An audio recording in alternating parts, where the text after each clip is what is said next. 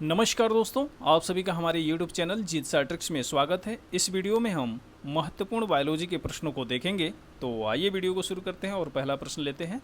पहला प्रश्न है, कीटों के वैज्ञानिक अध्ययन को क्या कहते हैं? तो इसका सही आंसर है एंटोमोलॉजी। ऑप्शन डी इसका सही आंसर है। कीटों के वैज्ञानिक अध्ययन को एंटोमोलॉजी कहा जाता है। यह दो शब्दों से मिलकर बना है, एक है एंटोमो और एक है लॉजी।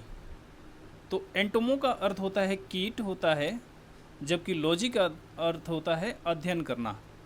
तो जब दोनों को जोड़ते हैं तो क्या बनता है? कीटों का अध्ययन। तो एंटोमोलॉजी के तहत हम कीटों का अध्ययन करते हैं। तो इसका सही आंसर ऑप्शन डी है।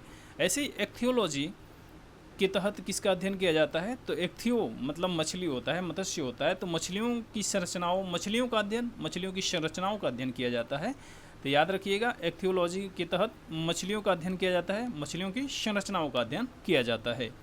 ऐसे ही मेल्कोलॉजी के तहत मोलस्क का अध्ययन किया जाता है। मेल्कोलॉजी के तहत मोलस्क का अध्ययन किया जाता है, मोलस्क की खोल का अध्ययन किया जाता है मेल्कोलॉजी के तहत।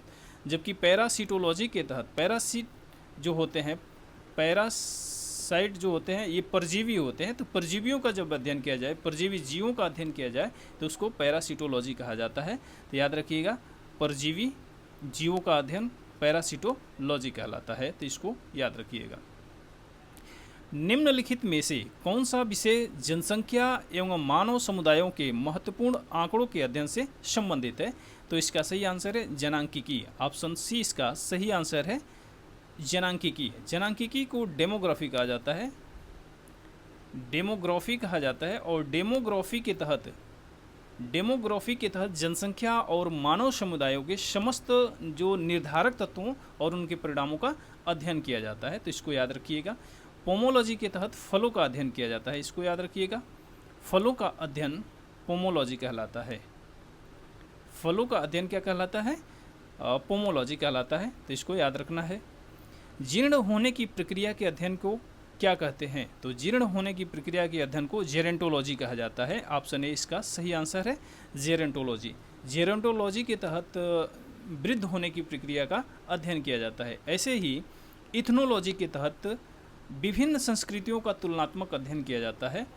इथनोलॉजी के तहत विभिन्न विभिन्न संस्कृतियों का तुलनात्मक अध्ययन क्या कहलाता है? इथनोलॉजी कहलाता है। जबकि एंथ्रोपोलॉजी होता है मानव जाति का अध्ययन कहलाता है। एंथ्रोपोलॉजी मानव जाति का अध्ययन क्या कहलाता है?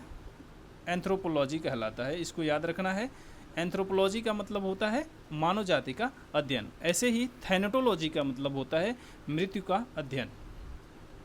मृत्यु का अध्ययन जब करेंगे तो उसको थैनेटोलॉजी के तहत किया जाता है, मृत्यु का अध्ययन कहा जाता है उसको। तो इसको याद रखिएगा।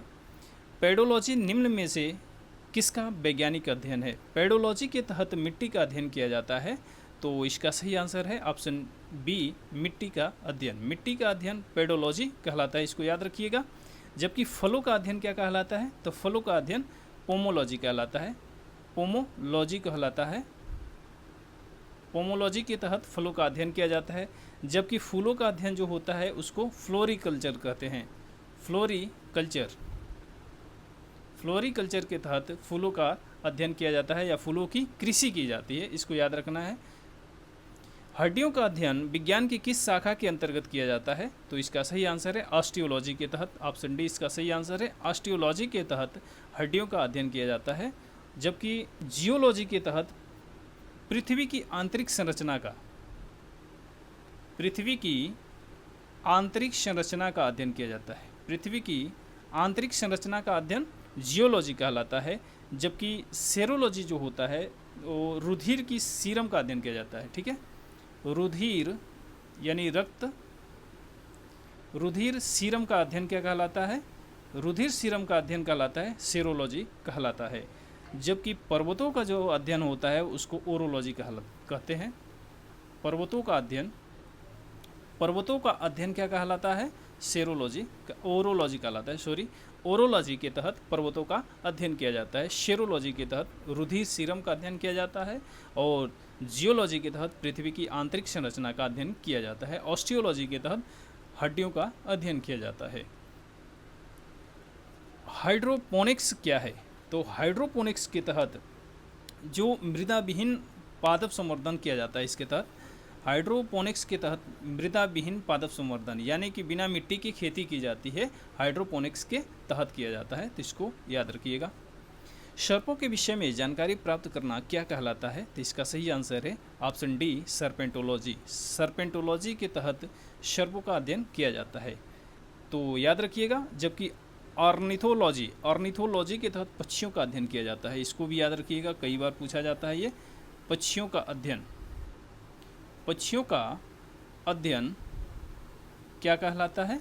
ऑर्निथोलॉजी कहलाता है। जबकि इक्थियोलॉजी, इक्थियोलॉजी के तहत अभी हम लोग बात किए थे, किसका अध्ययन किया जाता है? मछलियों का अध्ययन किया जाता है। मछलियों की संरचनाओं का अध्ययन क्या कहलाता है? इक्थियोलॉजी कहलाता है। जबकि हर्पेटोलॉजी, हर्पेटोलॉजी के तहत जो उभयचर होते हैं, जो जल और भूमि दोनों पे रहने वाले जीव होते हैं, जो सरीसृप होते हैं, जो रेंग कर चलने वाले जीव होते हैं, उनका अध्ययन क्या कहलाता है? हर्पेटोलॉजी कहलाता है। तो हर्पेटोलॉजी के तहत उभयचर, उभयचरों और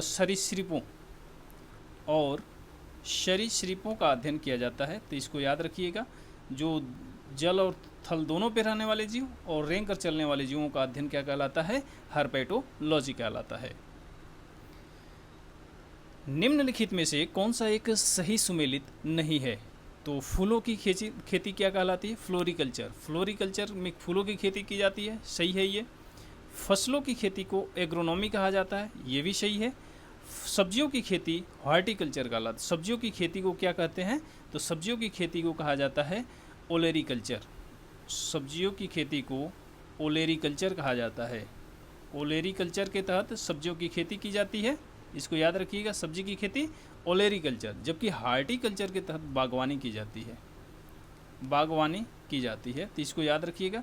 बागवानी के तहत खेती भी आती है, लेकिन बागवानी एक बृहद शब्द है, तो हार्टिकल्चर के तहत बागवानी आता है और ओलेरीकल्चर के तहत सब्जियों की खेती आती है। जबकि फलों की खेती को पोमोलॉजी कहा जाता है, तो ये भी सही है। तो फूलों की खेती फ्लोरिकल्चर, फसलों की खेती एग्रोनॉमी, सब्जियों की खेती ओलेरीकल्चर और फलों की खेती को पोमोलॉजी कहा जाता है, फलों के अध्ययन को पोमोलॉजी कहा जाता है। हार्टिकल्चर के तहत बागवानी किया जाता है, तो इसका सही आंसर था ऑप्शन सी। निम्नलिखित में से कौन सही सुमेलित नहीं है? लेक्सिकोग्राफी, लेक्सिकोग्राफी के तहत शब्दकोश का संकलन किया जाता है, ये सही है।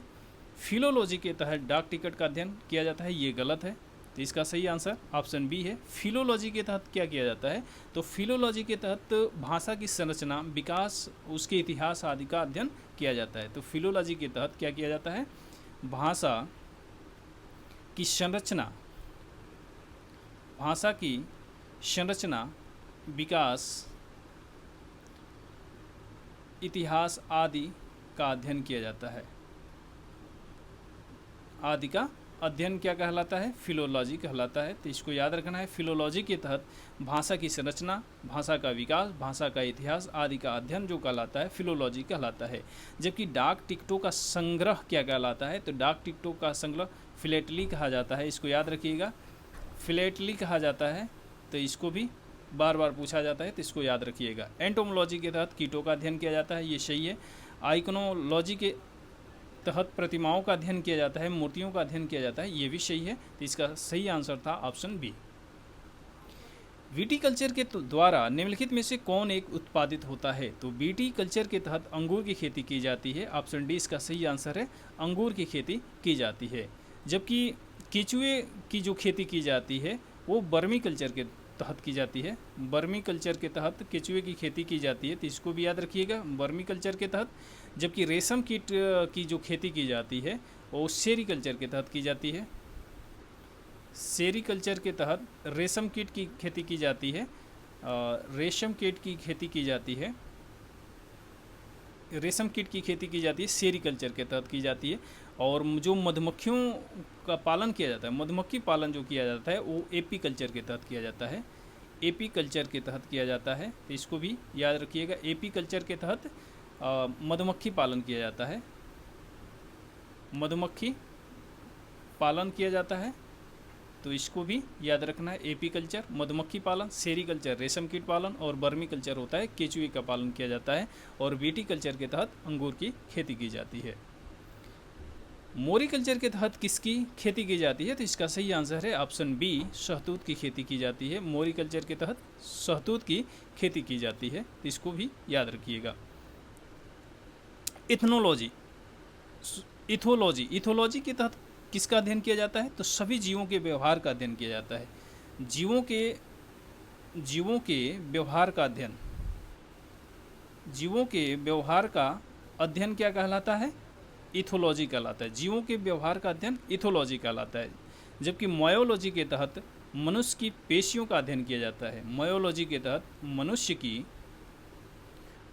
की पेशियों का अध्ययन, मनुष्य की पेशियों का अध्ययन जो होता है उसको मायोलॉजी कहा जाता है, तो इसको भी याद रखिएगा। जबकि बायोनॉमी के तहत जीवन के नियम से संबंधित जो अध्ययन होता है उसको बायोनॉमी कहा जाता है। जीवन के नियम से संबंधित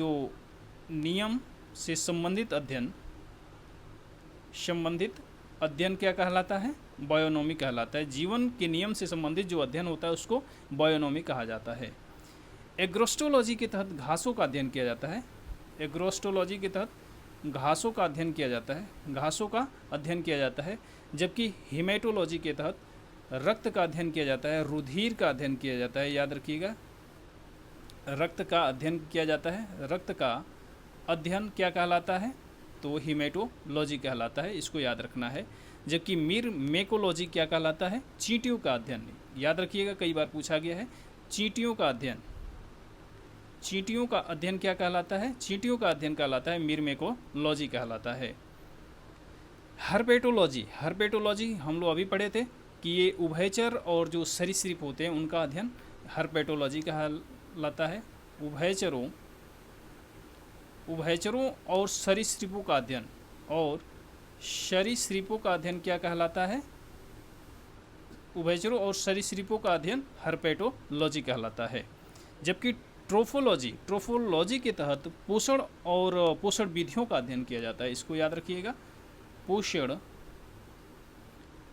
और पोषण विधियों से संबंधित अध्ययन, पोषण